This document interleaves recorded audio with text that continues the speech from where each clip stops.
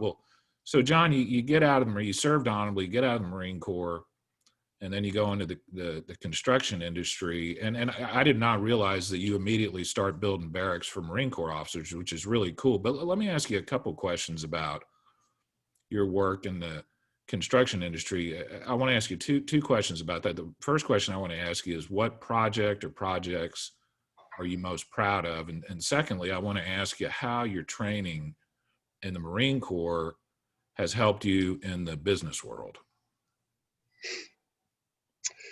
First question first is, I don't know if there's one project that stands. I mean, there's a few that are just kind of boring, but I'm, the cool thing about being a builder, and I mean that being a builder, not just a contractor, is that, my line of work, there's this tangible physical thing that you leave behind. Yeah. You're not just pushing paper. You're not just, there's this thing that everybody, your kids and your wife, your family know that dad or my husband built that thing. And I here in San Antonio, I think the Frost Tower is what I'm the most proud of. That was just I couldn't have written the story better myself. And that's how we finally got back to San Antonio. And had a wonderful team. It was an absolute, just a blast, probably the best team I've had. And we started with two dudes and just continued to build this up. People could compete with that as we're building the Alamo, the multi-phase Alamo Museum here in San Antonio, which that was, that's been a 2-year pursuit.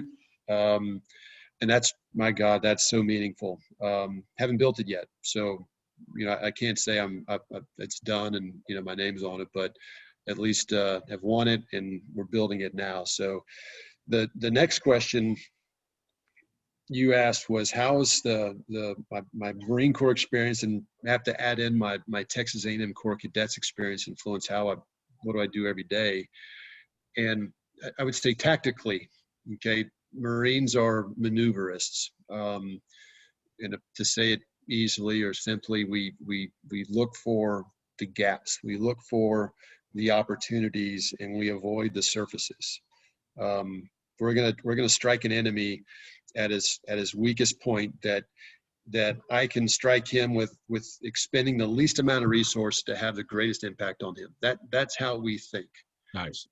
And that's how it's not that difficult to take that same strategy, and it's a mental state more than anything. And I guess the opposite of this would be is like a frontal assault. Yeah, exactly. In jiu-jitsu, exactly what I'm talking about. I do.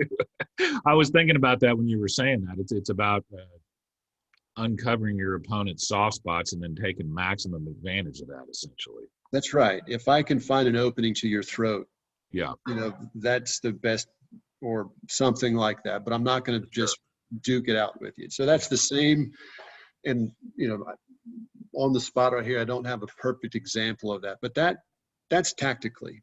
And maybe one is a good real estate deal. Take advantage of a softer market where the cost of construction and real estate is a little bit lower.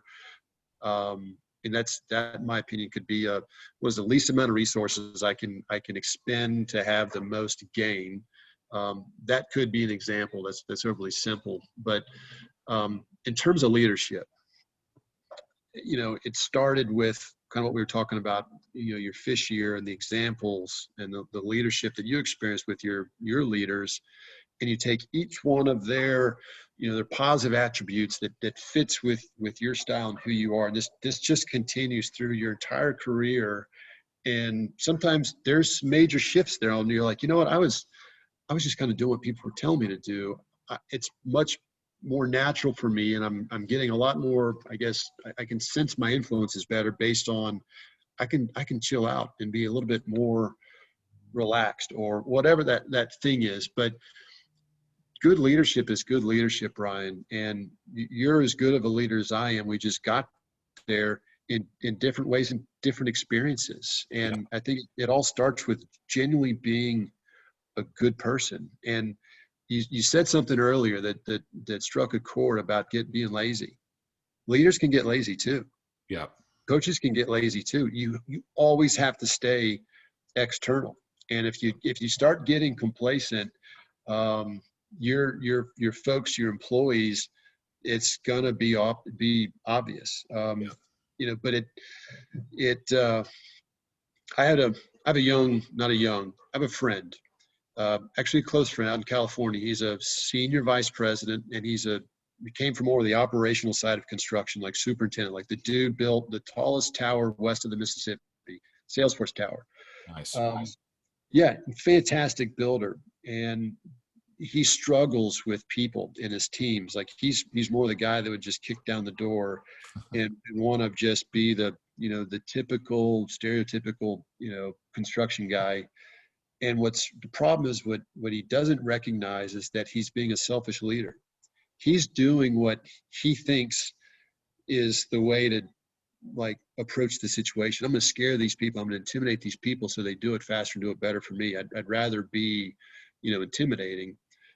Although effective for some people, the problem is it's not selfless leadership. And he needs to be able to strike a chord with each person in their unique way to get the most out of them in an unselfish manner. Not what does John need, what do those that I lead need? And it's never on a group level either. It's down to the individual basis of if I was leading a guy like my friend that I just described, I would interact with them a little bit differently, a little bit more, we call it a little bit more firmness or intensity than I would somebody that's, not softer, but just different. You have to approach it, you need to provide what that person needs. And that's not a Marine Corps thing. That's not a Corps Cadets thing. That's just, in my opinion, that's human nature, and that's what's right. Well, I love that comment. My dad used to tell me all the time. He said, I never pulled rank on anybody because I felt if I had to pull rank on somebody, I failed. Never. That is the absolute last worst case scenario. That's the last case. You're talking to a captain. I mean, so when I described, there was some major changes in style, and that's okay as we go from kind of phase of your life, and I can relax more. And I had a role model. He was a Marine Corps gunner, which is a chief warrant officer, Gunner Yates, and he was just the coolest freaking dude. The Marines loved him. And it was like, aha, that fits me.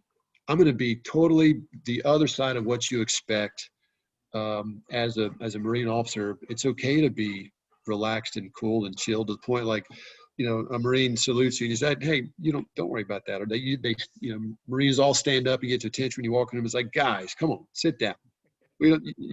It's just us right now. Okay.